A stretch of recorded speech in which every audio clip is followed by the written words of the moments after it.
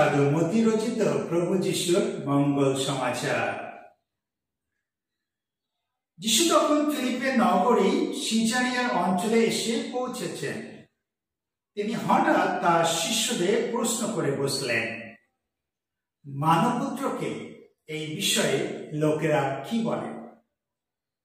তারা উত্তর দিলেন, কেউ বলে তিনি দীক্ষাগুরু যোহন, কেউ বলে তিনি এলিয়, আবার কেউ বলে তিনি চেরমিয়া বা প্রবক্তাদের মধ্যে একজন। তখন যিশু বললেন, আর তোমরা? আমি কে? এই বিষয়ে তোমরাই বা কি বলো? সিমন পিতর তখন উত্তর দিলেন, আপনি তো স্বয়ং খ্রিস্ট, জীবনময় ঈশ্বরের পুত্র।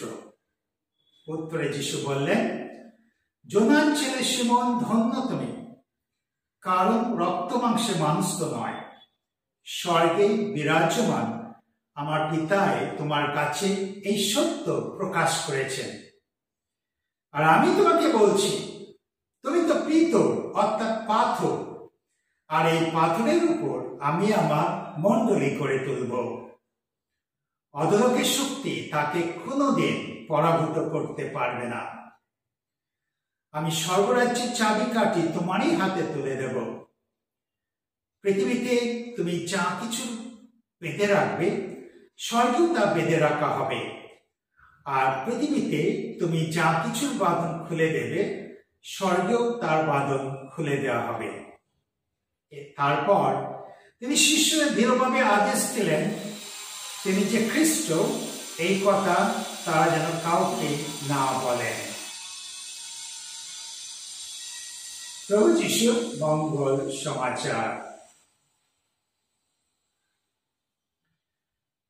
খ্রিস্ট আমার পরম প্রিয়জনেরা, 10-12 বছরে একটি ছেলে ক্যান্সার রোগ হয়। প্রায় 6 বছর ধরে ক্যান্সার রোগে ভুগছিল, কিন্তু সেই ছেলেটি হাসিতে ছিল, খুশিতে ছিল। আর তাই দেখে একজন ব্যক্তি তাকে প্রশ্ন করলেন, তোমার ক্যান্সার রোগ হয়েছে,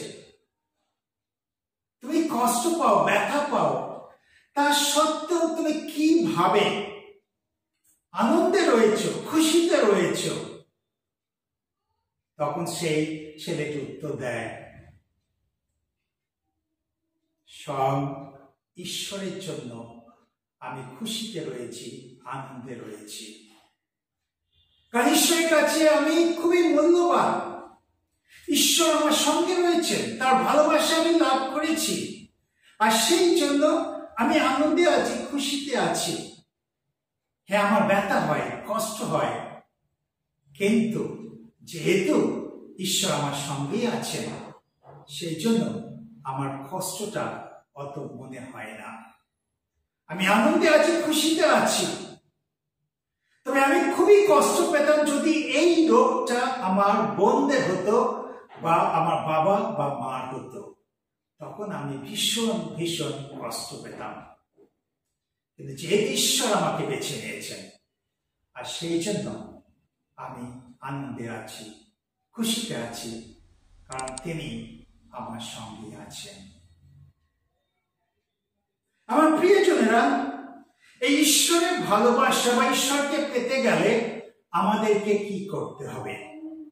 প্রথমে জানতে হবে যে ঈশ্বর আমার জন্য কে।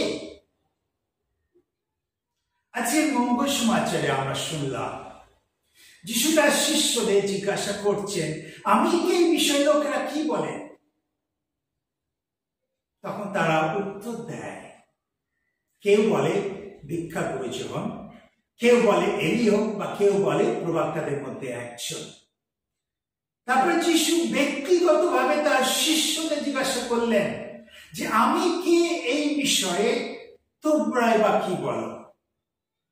আর সিমন পিতর উত্তর দিলেন, আপনি তো স্বয়ং খ্রিস্ট, ঈশ্বরের পুত্র। অর্থাৎ সাধু পিতর বুঝতে পেরেছিলেন যে যিশু হচ্ছে তার কাছে খ্রিস্ট, ঈশ্বরের পুত্র। তাই প্রশ্ন, ঈশ্বর আমার কাছে কে? বা ঈশ্বরের বিষয়ে আমার কি ধারণা আছে, আমি কি চোখে ঈশ্বরকে দেখি, কার সাথে আমি ঈশ্বরকে তুলনা করি। আমাদের মধ্যে অনেকেই আছে যারা মনে করে যে ঈশ্বর হচ্ছেন একজন অন্নদাতা, আমাদের দৈনিক অন্ন চুকিয়ে দেয়। আমাদের মধ্যে অনেকে আছে যারা মনে করে যে ঈশ্বর হচ্ছেন সৃষ্টিকর্তা, সমস্ত কিছু সৃষ্টি করেছেন। আমাদের মধ্যে আবার অনেকে আছেন যারা মনে করে যে ঈশ্বর হচ্ছেন একজন বন্ধু, বন্ধুর মতো সর্বদাই পাশে থাকেন। আবার অনেকেই মনে করে যে ঈশ্বর হচ্ছেন একজন পিতা, পিতার মতো তিনি আমাদেরকে স্নেহ করেন। আবার অনেকেই মনে করে যে ঈশ্বর হচ্ছেন একজন মা, মা হয়ে যেভাবে সন্তানদের যত্ন নেয়, পাশে দাঁড়ায়, ঠিক একই রকম ভাবে ঈশ্বর তাদের পাশে থাকেন, তাদের সেবা যত্ন করেন। প্রশ্ন হচ্ছে, ঈশ্বর আমার জন্য কে? আমি কি উত্তর দেব? ঈশ্বর হচ্ছেন ভালোবাসা। ঈশ্বর হচ্ছেন আমাদের জীবনের ভালোবাসা। আমরা জানি যেখানে ভালোবাসা আছে সেখানে হিংসা নেই, ক্রোধ নেই, পরনিন্দা, পরচর্চা, সমালোচনা কিচ্ছু নেই। কিন্তু আমরা অনেক সময় নকল ভালোবাসার মধ্যে থাকি, কিন্তু আসল ভালোবাসা আমরা লাভ করতে পারি না, কারণ আমরা স্বার্থপর। তাই ভালোবাসার মধ্যে স্বার্থপরতা কখনো আসতে পারে না, কিন্তু নকল ভালোবাসার মধ্যে স্বার্থপরতা আসে। স্বার্থের জন্য আমি হয়তো কাউকে ভালোবাসলাম, কিন্তু ঈশ্বর নিঃস্বার্থভাবে ভালোবাসেন, আর তার ভালোবাসা আমাদের কাছে সত্যি খুবই প্রয়োজনীয়। আর সেই ভালোবাসা যদি আমরা পাই, তাহলে নিশ্চয়ই আমরা আনন্দে থাকবো, খুশিতে থাকবো। আমাদের জীবনে যত বাধা বিঘ্ন আসুক না কেন, পরীক্ষা, প্রলোভন, সমস্যা, কষ্ট আসুক না কেন, আমরা খুশিতে থাকবো, কারণ স্বয়ং ঈশ্বর আমাদের সঙ্গে আছেন। স্বয়ং ঈশ্বরের ভালোবাসা আমরা লাভ করেছি। তাই সেই ভালোবাসা পেতে গেলে আমাদেরকে জানতে হবে যে ঈশ্বর আমার কাছে কে, আর সেই অনুসারে আমরা যেন ঈশ্বরের সাথে একটা ভালোবাসার সম্পর্ক গড়ে তুলি। যতই আমরা তার কাছে আসবো, যতই আমরা তাকে ডাকবো, ততই এই ভালোবাসার বন্ধন আরো দৃঢ় হয়ে উঠবে, আর ঈশ্বরের আশীর্বাদে আমরা পরিপূর্ণ হব। তাই আমরা প্রত্যেকে নিজেকে একটু প্রশ্ন করে দেখি, ঈশ্বর আমার কাছে কে?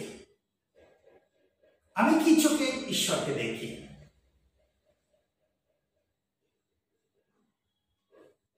ঈশ্বর সর্বদাই আমাদের সঙ্গে আছে। তিনি সর্বদাই আমাদের পাশে দাঁড়ান, তিনি সর্বদাই আমাদের আশীর্বাদ করেন, আর তিনি চান আমরা যেন তার ভালোবাসার আশ্রয়ে থাকি। জয় যিশু।